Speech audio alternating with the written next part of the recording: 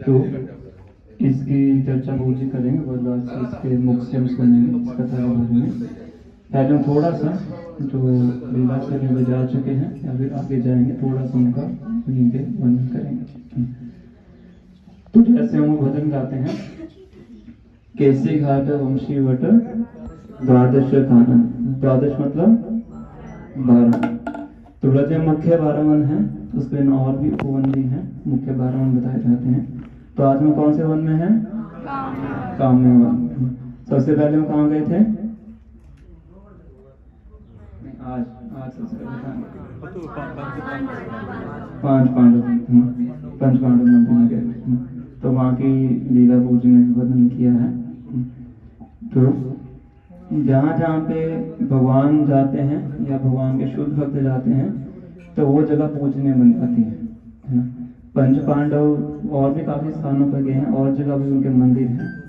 श्याम कुंड में हम देखते हैं कि जो श्याम कुंड का हम स्ट्रक्चर देखते हैं वो थोड़ा टेढ़ा है। किसी को पता क्या कारण है उसका? राधा कुंड बिल्कुल ऑर्डर में है, श्याम कुंड हम देखेंगे थोड़ा सा इस तरह से बना हुआ है। हाँ, किस रूप में? 5 पेड़ों के रूप में, है ना। तो जब उनको वो बना रहे थे तो जो 5 पांडव हैं, रघुनाथ दास गोस्वामी के स्वप्न में आके बताते हैं कि हम श्याम कुंड में पेड़ों के रूप में रहते हैं, तो हमें मत काटिए।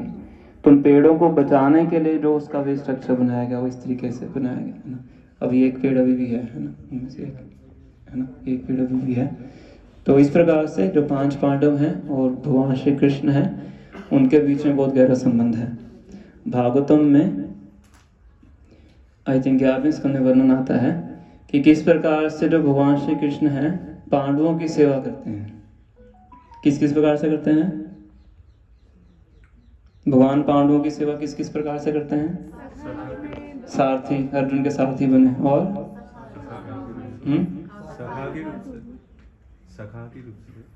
सखा अर्जुन के सखा हैं, और हाँ प्रोटेक्टर के रूप में, और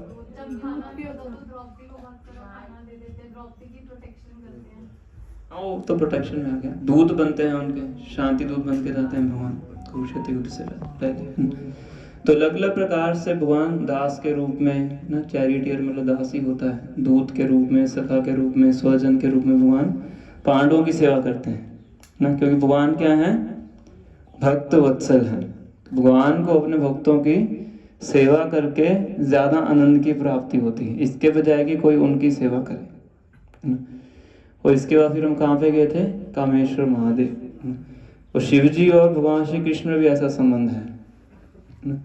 शिव जी क्या है? कौन से तत्व हैं? जीव तत्व हैं,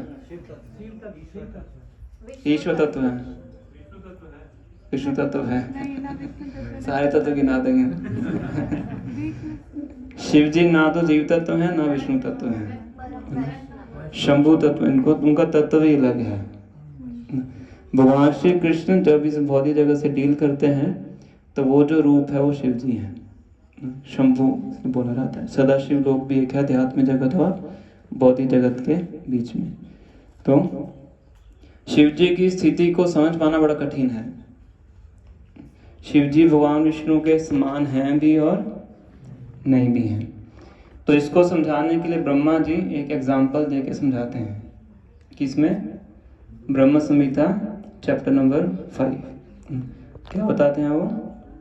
क्षीरम यथा दधि विकार विशेष योगात् संजायते नहि ततः पृथगस्ति हेतु या शंभुतामपि ततः समुपैति कार्यात् गोविंदमादि पुरुषम तमहं भजामि।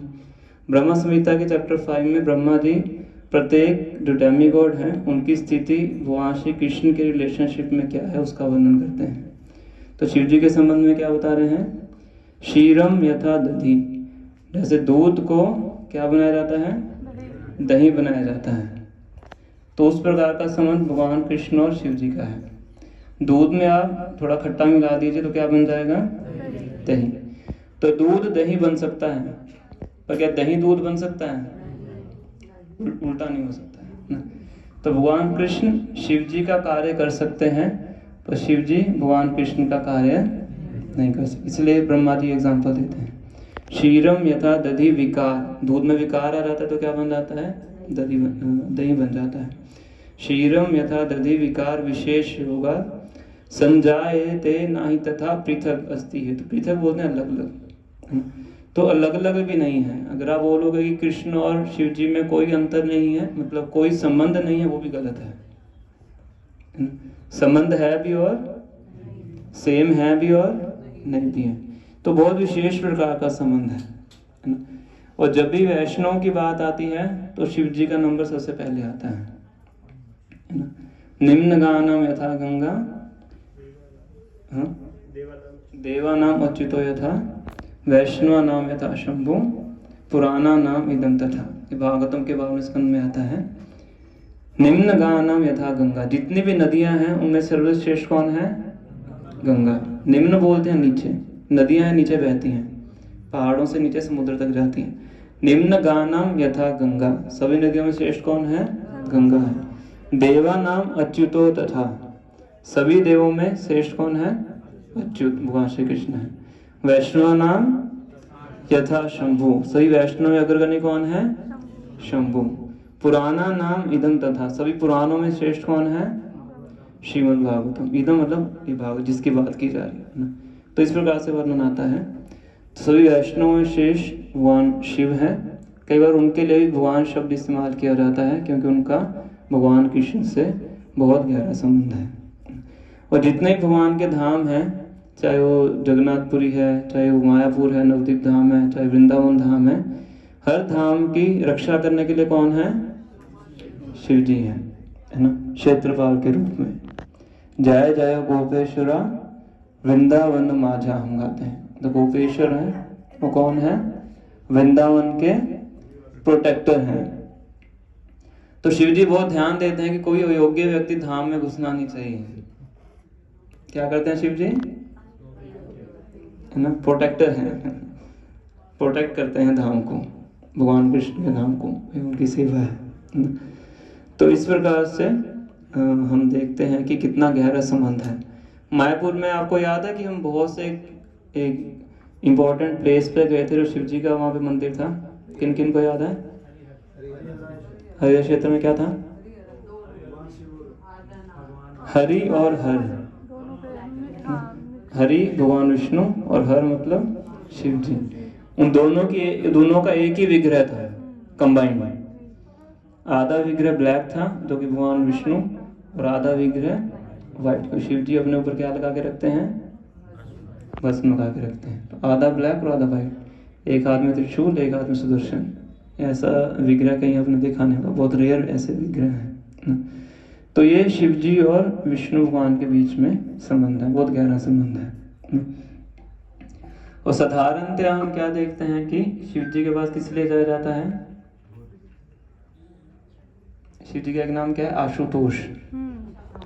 आशुतोष मतलब जल्दी खुश हो जाते हैं। आशु मतलब बहुत जल्दी, आशु का मतलब आशा नहीं है, आशु मतलब बहुत जल्दी, तोष मतलब तुष्ट, संतुष्ट, आशुतोष ना। शिव जी वैष्णव हैं, वैष्णव वैसे कंपैशनेट होते हैं, सभी वैष्णव अग्रगणी हैं, का हृदय बहुत सॉफ्ट है, तो बहुत जल्दी तुष्ट हो जाते हैं, है ना। तो साधारणतः उनके पास जाया जाता है किसके लिए, भौतिक इच्छाओं की पूर्ति के लिए, है ना। पर शिव जी उससे ज्यादा प्रसन्न होते हैं जो उनसे कृष्ण भक्ति मांगता है। जैसे प्रभु जी ने भी कामेश्वर महादेव में बताया था कि जो गोपियां हैं वो भगवान शिव जी की वर्शिप करती हैं, किस लिए, भगवान कृष्ण को प्राप्त करने के लिए। जो वैष्णव हैं, जो भक्त हैं, उनको भगवान कृष्ण के अलावा और किसी भी चीज से सरोकार नहीं है, उनको कृष्ण ही चाहिए, है ना। गोपियां हैं, कैतानी देवी की वर्शिप करती हैं, कृष्ण में पतिम कुरु, कृष्ण पति रूप में स्वीकार हूं, है ना। तो वैष्णव है वो भी शिव जी के पास जाते हैं, पर किस कामना से, धनम देही, जन्म देही, रूपवती भार्या देही, किस लिए जाते हैं, कृष्ण प्रेम प्राप्त करने के लिए। तो जो इस इच्छा से शिव जी के पास जाता है, शिव जी उससे बहुत प्रसन्न होते हैं। भागवत के 4थे स्कंद में स्वयं शिव जी इस बात को बताते हैं कि मैं किससे ज़्यादा प्रसन्न होता हूँ। वासुदेव यह प्रपन्ना प्रियोसी में, जो वासुदेव को शरणागत है उस व्यक्ति से मैं प्रसन्न होता हूँ। शिव जी के खुद के शब्द हैं 4थे स्कंद में, जहाँ पे रुद्र गीत का भी वर्णन किया गया है, प्रचेतास को बताते हैं। तो हम शिव जी के पास जाते हैं, शिव जी के हम शिवलिंग को प्रणाम करते हैं, दर्शन करते हैं। तो हमें क्या इच्छा करनी चाहिए? भगवान कृष्ण की भक्ति में आगे बढ़ने के लिए। शिव जी उसकी बहुत सहायता करते हैं। हमारा एक ग्रंथ है बृहद भागवतामृत के नाम से, सनातन गोस्वामी ने लिखा है। तो उसमें बहुत सुंदर कथा आती है, पूरी कथा तो नहीं बताएंगे। उस कथा का सार क्या है कि एक ब्राह्मण होते हैं जो कि दुर्गा देवी के उपासक होते हैं, दुर्गा देवी की वर्शिप करते हैं, शिव जी की वर्शिप भी करते हैं, पर निष्कपट भाव से करते हैं। तो शिव जी स्वयं आते हैं, उनको वृंदावन की तरफ डायरेक्शन देते हैं, बार बार आके बोलते हैं वृंदावन जाओ, वृंदावन जाओ। वो काशी में भी आ जाते हैं, काशी में आके रुक जाते हैं, कहते हैं नहीं यहाँ से निकलो, कहाँ जाओ? वृंदावन जाओ। कौन बोल रहा है? शिव जी बोल रहे हैं। तो निष्कपट भाव से शिव जी के पास जाएंगे तो शिव जी क्या करेंगे? भगवान श्री कृष्ण की तरफ हमें डायरेक्ट करेंगे, क्योंकि भगवान कृष्ण उनके भी आराध्य देव हैं। शिव जी संकर्षण भगवान की वर्शिप करते हैं, उनके ऊपर ध्यान लगाते हैं। तो जो अच्छे चेतना के साथ उनके पास आता है तो उनको भगवान श्री कृष्ण की शरण में भेजते हैं। तो हम 2nd प्लेस पे गए थे और अभी हम लीला स्थली में जाएंगे। पास में ही है, व्योमासुर की गुफा है। तो भगवान जब व्रज के अंदर थे तो कंस बहुत से असुरों को अलग अलग तरीके से भेजा करते थे, हम सब जानते हैं, सबने पढ़ी है कृष्ण को। तो उसमें एक लीला आती है व्योमासुर की। व्योमासुर का मतलब है, व्योम मतलब आकाश। तो आकाश में बहुत ऊंचा उड़ सकते थे जो व्योमासुर थे, कंस के अनुचर थे। तो इसी प्रकार से एक बार ग्वाल बाल, कृष्ण और बलराम और सभी ग्वाल बाल रोज गाय चराने आते थे, इसी स्थली में आते थे। हम देखें भोजन स्थली, यहाँ पे भोजन करते थे। तो ऐसे ही एक बार ग्वाल बालों के साथ आए, चाहे रास्ता भी बीच में छोड़ सकते हो ना दर्शन करने। हाँ जी, हाँ जी, बीच में एक लाइन क्रिएट कर दीजिए ताकि दर्शन करके उधर से आए या फिर इधर से आए और दर्शन करके निकलते हैं।